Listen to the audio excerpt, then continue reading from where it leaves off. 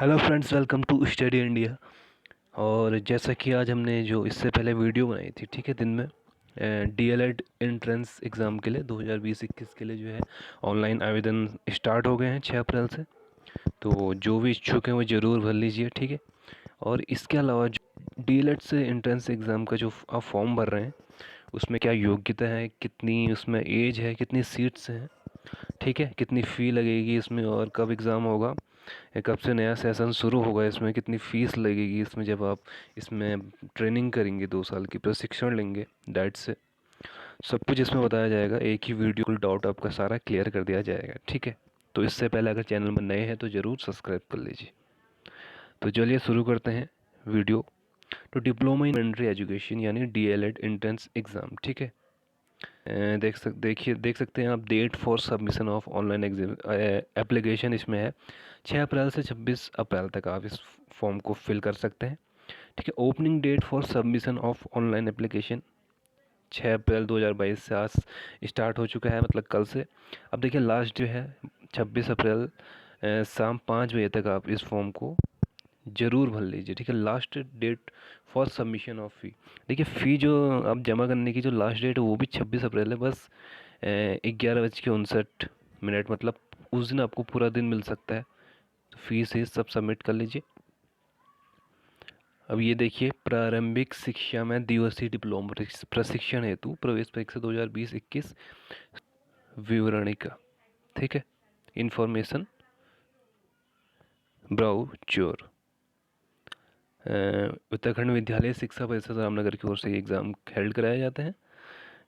देखिए पृष्ठभूमि, ये सब आपको बता दिया है पीछे कि इसका जो पेपर अभी प्रस्तावित है वह है 25 मई 2022 को, ठीक है।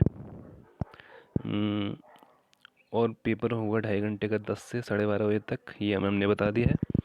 बाकी पिछली वीडियो में इससे आगे का हम जो है अभी अब बताएंगे आपको। ये देखिए, देखिए आवेदन पत्र जमा करने के पश्चात किसी भी दशा में कोई संशोधन स्वीकार नहीं किया जाएगा, ठीक है। अधूरे, अपूर्ण और गलत भरे जो आवेदन पत्र हैं विज्ञापन के अनुसार वांछित अर्हताओं की पुष्टि न होने पर अभ्यर्थन नष्ट कर दिया जाएगा, जिसकी जिम्मेदारी अभ्यर्थियों की होगी। इस संबंध में कोई भी अभ्यर्थी दावा मान्य नहीं होगा। अब देखिए, अब यहाँ पर आ गए हम सीधे पात्रता में, ठीक है, कौन कौन इसे भर सकता है।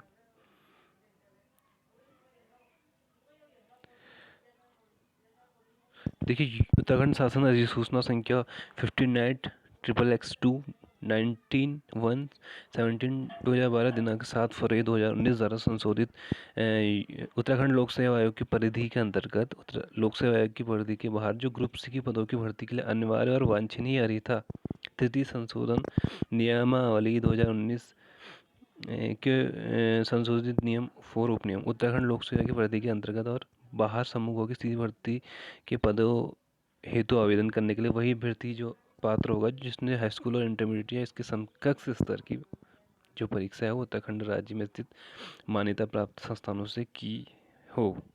तो सबसे पहला तो इसमें वही है, जैसा कि आप देखते हैं यूपीपीएससी के लिए भी है अलाउड कि आपने जो है, एक तो आप उत्तराखंड के अगसी हैं, तो कोई मतलब आपने 10th और 12th जो है वो उत्तराखंड में मान्यता प्राप्त संस्थान से किया होना चाहिए, ठीक है। ये बहुत ज़रूरी है। तो ये पहला इसका ये जो पात्रता है वो है, यही है, ठीक है।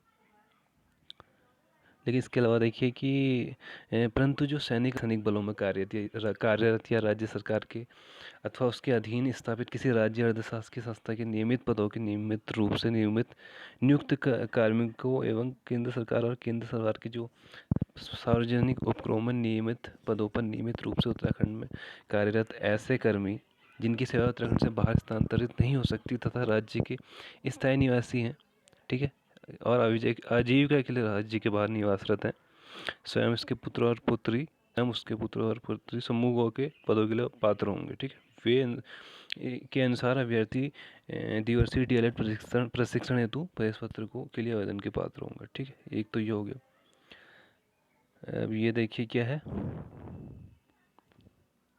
प्रवेश परीक्षा में सम्मिलित होने के लिए परीक्षा केंद्र, ठीक है। परीक्षा केंद्र आप जो भी चुनेंगे उसी के आधार पर आपको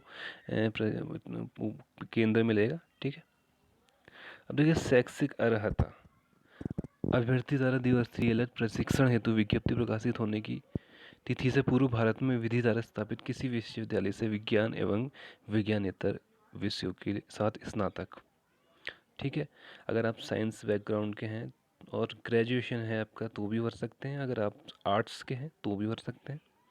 इसमें ग्रेजुएशन क्या होना चाहिए और इसके अलावा साइंस से के हो या नॉन साइंस से के हो, आप दोनों ही इसके लिए एप्लीकेबल हैं। देखिए उपलब्ध स्थानों की सीटों की संख्या, द्विवर्षीय डीएलएड प्रशिक्षण हेतु जनपदवार आवंटित सीटों के प्रति देखिए 50% साइंस वर्ग और 50% जो है वो नॉन साइंस से जो वर्ग के अभ्यर्थियों का चयनित किया जाएगा। ठीक है। तो आप मान के चलिए कि जितनी भी सीट किसी जनपद पर आवंटित हो रही है उसमें जो 50% सीट जाएगी वो साइंस बैकग्राउंड वाले को जाएगी और 50% जो है नॉन साइंस वालों को। अब सीट्स आप देख सकते हैं विज्ञान वर्ग के लिए 325 सीट है, प्रत्येक डाइट या जनपद में 25 सीट है। ठीक है।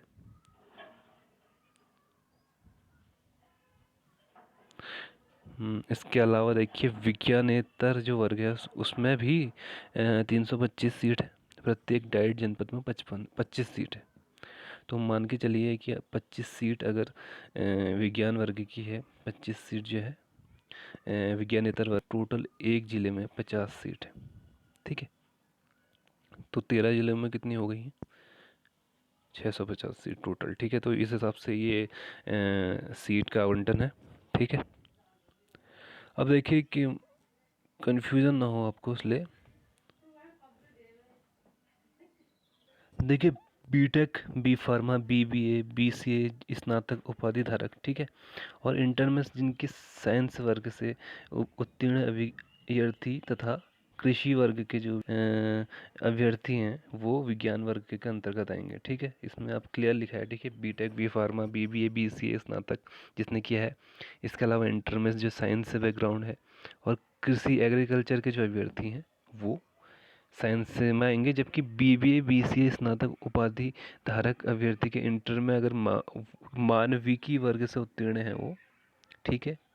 तो ये ऐसे अभ्यर्थी तथा वाणिज्य वर्ग के जो स्नातक हैं, ठीक है, कॉमर्स और जो आर्ट्स के हैं वो विज्ञानेतर वर्ग में आएंगे। ठीक है। अब चलिए आगे देखिए चयन जो है वो प्रवेश परीक्षा की श्रेष्ठता के अवरोही क्रमानुसार तैयार की जाएगी। ठीक है। सूची जो है ना ये आप याद रखेंगे। आरक्षण देखिए, आरक्षण का क्या सीन है, इसमें ऊर्ध्वाधर और क्षैतिज वर्टिकल और हॉरिजॉन्टल दोनों मान्य होंगे। तो देखिए अभ्यर्थी की जो आयु है प्रशिक्षण प्रारंभ होने वाले वर्ष की प्रथम जुलाई यानी कि 1 जुलाई 2022 को जो है 19 वर्ष से कम और 30 वर्ष से अधिक नहीं होनी चाहिए। ठीक है। बहुत ही इम्पोर्टेंट है ये। ठीक है। तो मतलब 19 से ऊपर होने चाहिए और 30 से कम आपकी एज होनी चाहिए। ठीक है। कब होनी चाहिए? वो 1 जुलाई 2022 तक। अगर आपकी एज 19 से कम है तो आप नहीं भर सकते, अगर 30 से प्लस है तो भी आप नहीं भर सकते। ठीक है। या तो 19 हो सकती है, 30 हो सकती है, इसके बीच में हो सकती है। ठीक है। एज का एक फैक्टर ये आप ज़रूर देखिए, बहुत से लोग नहीं समझ पाते। अब देखिए शुल्क देख लीजिए आप, शुल्क आप देख लीजिए। द्विवर्षीय डीएलएड जो प्रशिक्षण स्व-वित्त पोषित रूप से संचालित किया जाएगा, तो इसमें प्रशिक्षण हेतु प्रत्येक परीक्षार्थी से प्रति वर्ष 35,000 रुपये लिए जाएंगे। ठीक है। इसके अलावा देखिए प्रति सेमेस्टर 850 रुपये लिए जाएंगे। क्या? किस लिए? परीक्षा शुल्क। ठीक है। तो 850 प्रति सेमेस्टर हो गया और जो प्रति वर्ष 35,000, तो टोटल खर्चा आपका आ जाएगा 70,000 2 वर्ष के लिए। और ऊपर से देखिए 4 सेमेस्टर होंगे तो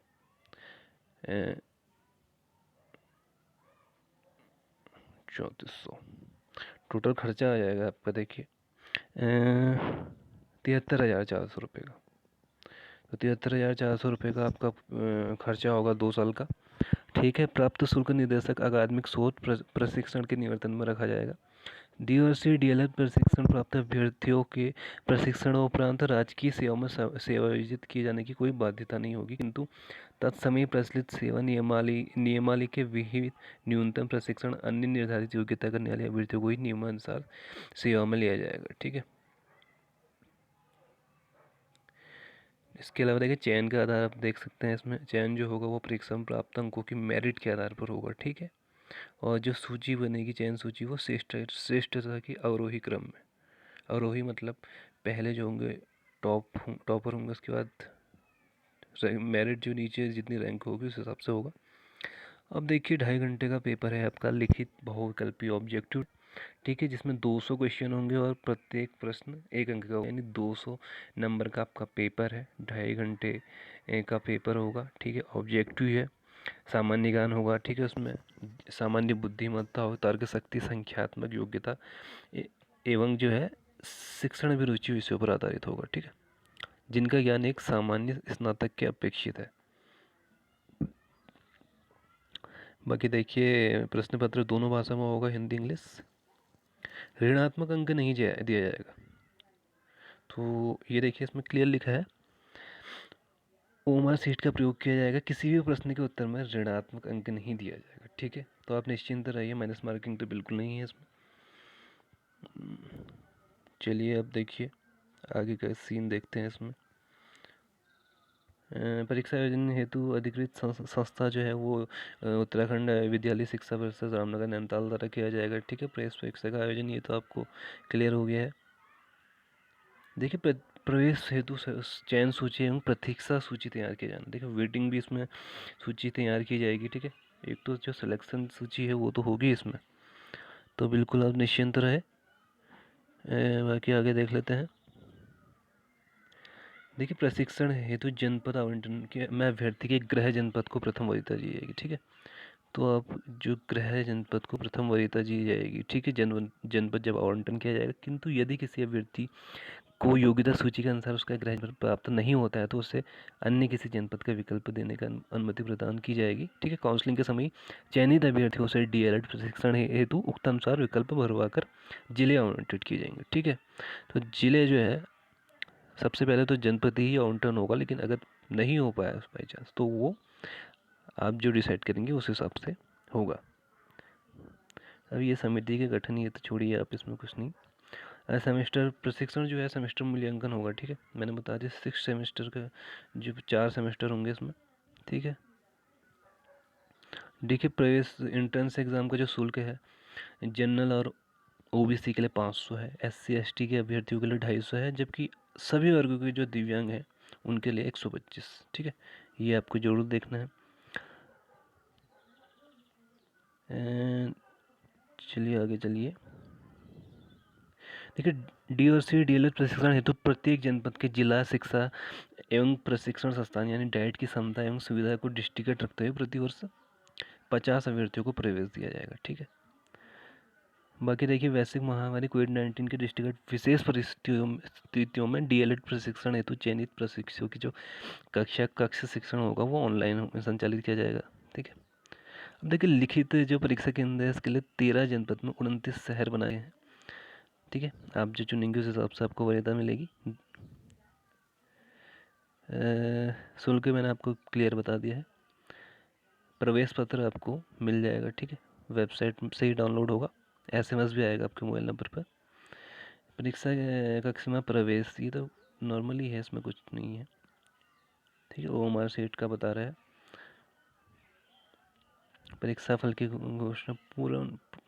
अब यहाँ पर देखिए OMR उत्तर आंसर सीट का मूल्यांकन मशीन से किया जाता है, तो OMR जो है आंसर सीट की पुनर्गणना और पुनर्मूल्यांकन का प्रावधान नहीं रखा गया है। ठीक है, तो रीचेकिंग, रीअसेसमेंट और स्क्रूटनी हेतु कोई प्रार्थना पत्र स्वीकार नहीं किया जाएगा। ठीक है,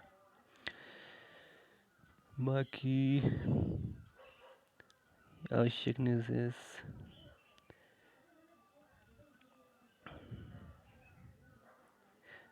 ये तो ऐसी है। ये नोडल अधिकारी,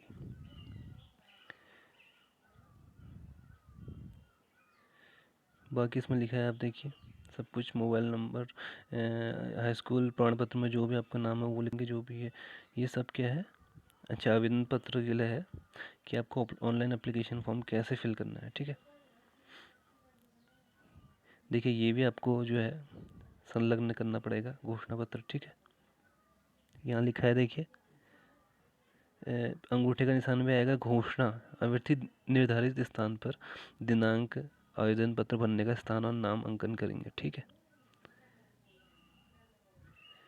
ये चीज़ आपको करना पड़ेगा। बाकी देखिए ऑनलाइन एप्लीकेशन, अब हाउ टू अप्लाई के लिए कह रहा है तो बहुत सिंपल है, ठीक है। सबसे पहले रजिस्ट्रेशन होगा, नाम आएगा, फादर नेम आएगा, मोबाइल नंबर आएगा, ईमेल आईडी आएगा, कैप्चा कोड भरेंगे। जैसे ही सबमिट करेंगे तो आपके पास एक रजिस्ट्रेशन आईडी आपको मिल जाएगी उसकी, ठीक है। ओटीपी आएगा उससे पहले, तो अकाउंट आपका क्रिएट हो जाएगा। फिर रजिस्ट्रेशन नंबर आपको मिल जाएगा, वो डालना पड़ेगा, पासवर्ड डालना पड़ेगा जो आपको मिल जाएगा। इसके बाद आप शुरू कर सकते हैं आवेदन फॉर्म, ठीक है। ज़्यादा कुछ नहीं, अपनी डिटेल डालनी पड़ेगी, फ़ोटो और सिग्नेचर डालने पड़ेंगे, ठीक है। बाकी कुछ नहीं है इसमें। अपलोड फ़ोटो, ठीक है। इसमें अपना फ़ोटो आएगी, साइन की फ़ोटो आएगी, थंब की फ़ोटो आएगी इसमें। बस आपको और कुछ नहीं करना है। इसके बाद प्रीव्यू जो लास्ट होगा, इसमें कुछ गलत है तो लास्ट में ये घोषणा है, इसमें आपके प्लीज़ एग्री करके आप सेव एंड नेक्स्ट कर देंगे। फिर उसके बाद फ़ी सबमिट करेंगे जब पेमेंट का मोड होगा आखिरी। इसके बाद आपका पेमेंट सक्सेसफुल होते ही आप प्रिंट कर सकते हैं अपना एप्लीकेशन फॉर्म, ठीक है। अब ये देखिए 29 शहर कौन कौन से हैं। हरिद्वार में है, हरिद्वार रुड़की, देहरादून में है, देहरादून ऋषिकेश, उत्तरकाशी में उत्तरकाशी बड़कोट। तो ऐसे ही हर ज़िले के जो कम से कम 2 जो हैं वो निर्धारित किए गए हैं सेंटर, ठीक है। देख सकते हैं आप। बाकी ये तो कुछ खास नहीं है। तो ये सब है, बहुत इम्पोर्टेंट है, मैंने बता दिया सब। और पेपर जो आपका होना है वो होना है मई में, ठीक है। पिछली वीडियो में मैंने बताई है डेट, आई थिंक 26 मई, ऐसी 25 मई कुछ है। तो ये है आपकी पूरी डिटेल। आशा करता हूँ आपको वीडियो अच्छी लगी होगी। धन्यवाद।